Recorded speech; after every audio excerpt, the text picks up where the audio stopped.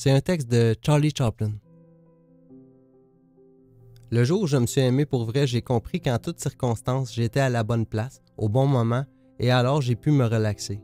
Aujourd'hui, je sais que ça s'appelle l'estime de soi. Le jour où je me suis aimé pour vrai, j'ai pu percevoir que mon anxiété et ma souffrance émotionnelle n'étaient rien d'autre qu'un signal lorsque je vais à l'encontre de mes convictions.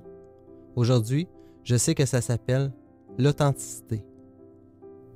Le jour où je me suis aimé pour vrai, j'ai cessé de vouloir une vie différente et j'ai commencé à voir que tout ce qui m'arrive contribue à ma croissance personnelle.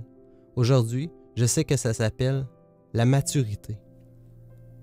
Le jour où je me suis aimé pour vrai, j'ai commencé à percevoir l'abus dans le fait de forcer une situation ou une personne dans le seul but d'obtenir ce que je veux, sachant très bien que ni la personne ni moi-même ne sommes prêts et que c'est pas le bon moment. Aujourd'hui, je sais que ça s'appelle le respect. Le jour où je me suis aimé pour vrai, j'ai commencé à me libérer de tout ce qui ne m'était pas salutaire, personne, situation ou tout ce qui baissait mon énergie. Au début, ma raison appelait ça l'égoïsme. Aujourd'hui, je sais que ça s'appelle l'amour-propre.